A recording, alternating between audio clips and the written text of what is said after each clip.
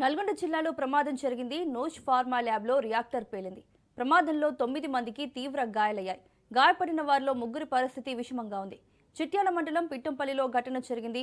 క్షతగాత్రులను ఆసుపత్రికి తరలించి చికిత్స అందిస్తున్నారు. గత నెల 9న ఇదే ఫార్మా ల్యాబ్లోని 2వ బ్లాక్లో రియాక్టర్ పేలింది.